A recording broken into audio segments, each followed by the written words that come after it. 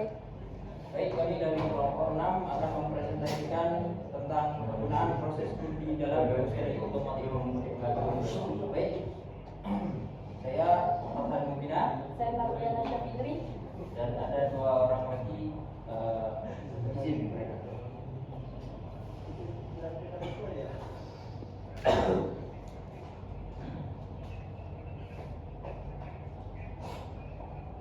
Satu, latar belakang industri. Industri otomotif merupakan salah satu industri manufaktur terbesar dan paling kompleks di dunia. Proses produksi kendaraan melibatkan berbagai macam proses pemesinan, termasuk proses bodi,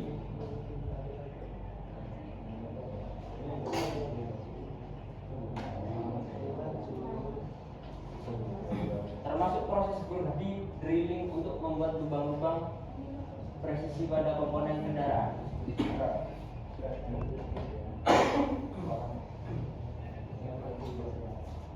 Dua, proses bodi.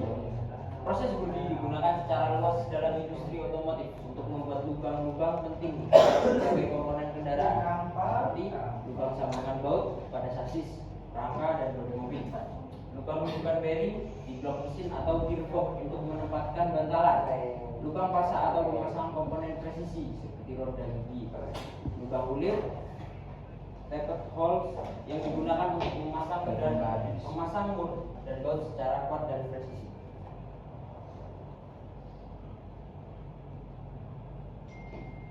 Lubang sambungan baut pada sasis, rangka, dan bodi mobil.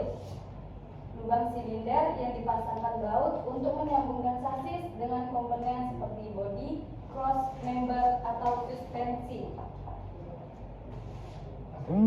Anti-brake dip.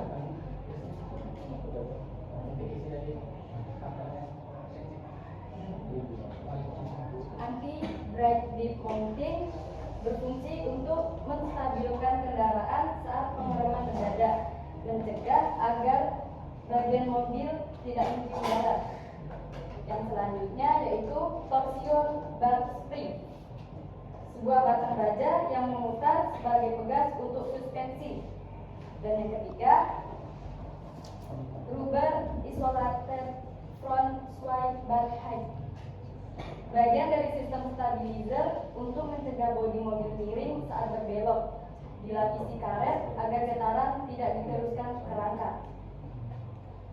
Selanjutnya yaitu lower control arm stroke, lengan kontrol bagian bawah yang menghubungkan roda ke sasis, mengatur gerak naik turun roda secara stabil.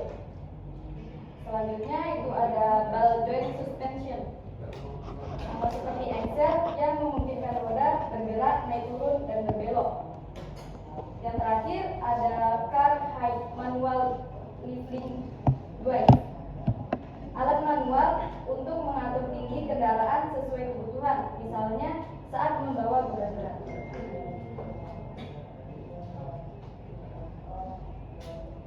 Countersink atau countersunk hole, lubang cekung berfungsi agar kepala baut duduk rata. Sering digunakan untuk memastikan permukaan tetap rapi. Jadi maksudnya itu ketika memasukkan baut ke dalam permukaan yang rata akan mendapatkan hasil yang tidak rata, karena baut akan lebih tinggi dari permukaan yang rata. Tapi sebaliknya, ketika kita memasukkan baut ke dalam lubang yang melengkung akan mendapatkan hasil rata, karena baut tersebut mengisi ruang yang melengkung. Chassis ride, selongsong rangka utama yang memiliki bolt hole untuk mengikat berbagai bagian penting kendaraan.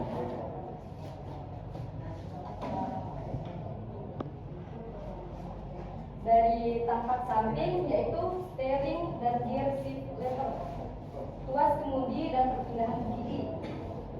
Selanjutnya yaitu ada frame, struktur rangka utama tempat seluruh komponen menempel. Front spring dan rear spring, pegas depan dan belakang, berfungsi sebagai sistem suspensi. Dump iron, biasanya bagian untuk menjaga beban depan seperti bumper atau pelindung. Sekel sambungan fleksibel bergerak naik turun. Dari tampak depan, engine dan radiator, mesin dan pendinginnya, tools dan gearbox, sistem kopling dan transmisi, propeller shaft, poros penggerak dari transmisi ke diferensial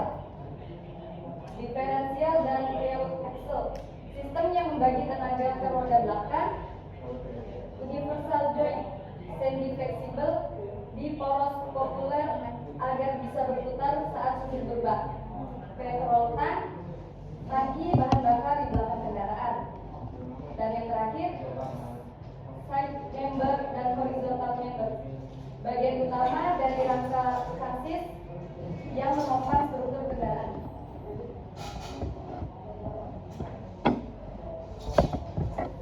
Plat tepi koaksial di sasis untuk menambah kekakuan sambil menyediakan permukaan untuk pengeboran lubang baru. Bumper energi absorber depan dan belakang berfungsi menyerap benturan ringan. Bumper end, ujung dari bumper yang menyatu ke bagian samping bodi. Valence panel pelindung di bawah bumper. Inner fender, pelindung bagian dalam dari roda depan. Fender, spakbor luar roda, menutupi dan melindungi roda depan. Hall panel di bawah kaca depan tempat zipper biasanya terpasang. Door atau pintu kendaraan, tempat masuk penumpang. Lower door skill, bagian bawah luar dari pintu. Rocker panel di bagian bawah samping mobil sejajar dengan lantai kendaraan. Bootleg, bagian kecil antara pintu belakang dan roda belakang. Wheel arch panel, lengkungan pelindung di atas roda. Wheelhouse, ruangan tempat roda berputar dalam bodi. Quarter panel besar di samping belakang kendaraan.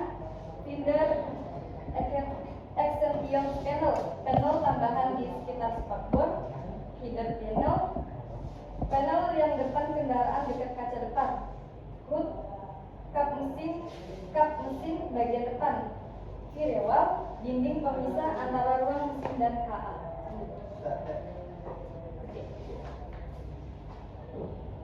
Jenis lubang dalam industri otomotif. Yang ketiga, lubang sambungan. Digunakan untuk menghubungkan dua bagian kendaraan dengan baut dan mur. Contoh sambungan antara sasis dan rangka mobil. Yaitu ini adalah bantalan, ini sambungannya. Selanjutnya adalah lubang pasak. Digunakan untuk memasukkan pasak atau kunci yang mengunci roda gigi ke poros agar bisa berputar bersama. Umumnya ditemukan di sistem transmisi atau mesin. Jadi di dalam. Jadi jika tidak ada pasak tersebut, maka poros berputar sendiri. Bantalan tidak ikut berputar. Next.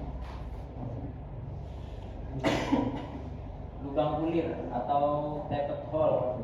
Lubang yang diulir diberi drat dalam untuk memungkinkan bahwa dikencangkan langsung ke dalamnya.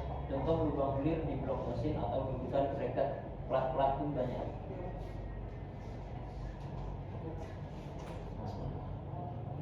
Lubang dudukan digunakan untuk sebagai tempat presisi untuk bearing atau poros. Harus sangat halus dan presisi agar bearing tidak longgar atau miring. Ya, contohnya di sini. Bearingnya di sini. Ini ada dudukannya. Jika miring, maka bearing gampang kena atau gampang aus. Jadi harus diganti. Proses pengerjaan lubang mesin bor kolom drilling mesin digunakan untuk pekerjaan ringan hingga sedang, memiliki meja kerja tetap dan spindle vertikal, cocok untuk pekerjaan bengkel umum.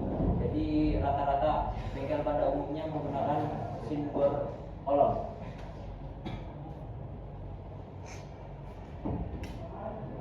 Mesin bor radial drilling mesin memiliki lengan yang bisa diputar dan digeser untuk cocok untuk benda kerja besar dan berat karena kepala bor bisa diposisikan tanpa memindah beban kerja. Masih sama seperti yang tadi, tapi ini lebih besar alatnya.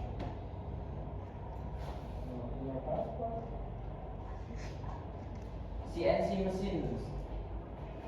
mesin center, mesin otomatis dengan kontrol komputer, mampu melakukan pengeboran, fresh, dan tapping secara presisi dan berulang, umumnya digunakan untuk produksi massal.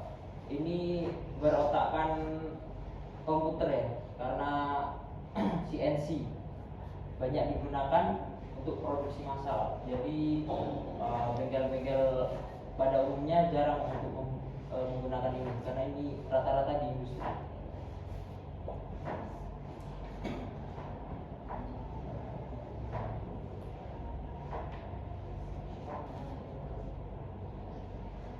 Selanjutnya, matabor HSS High Speed Steel untuk baja ringan.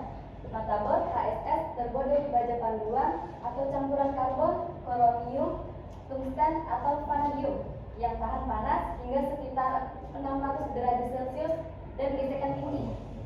Pengaplikasian pada baja ringan cocok untuk pengeboran logam lunak hingga sedang seperti baja ringan, aluminium, tembaga, dan plastik. Geometri ujung umumnya ujung spiral dengan sudut 118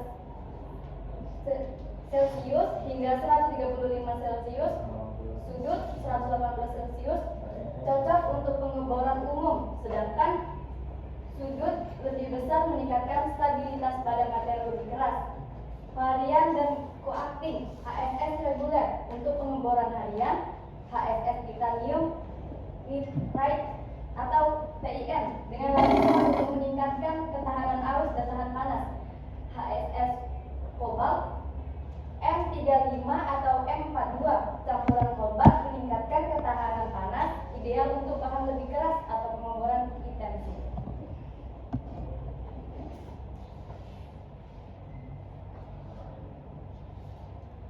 Matabor karbida untuk baja keras. Matabor karbida bahannya yaitu tungsten karbid, sangat keras dan tahan panas.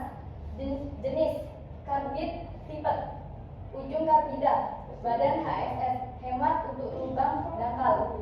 Solid karbid, seluruhnya karbida atau kuat, presisi untuk produksi.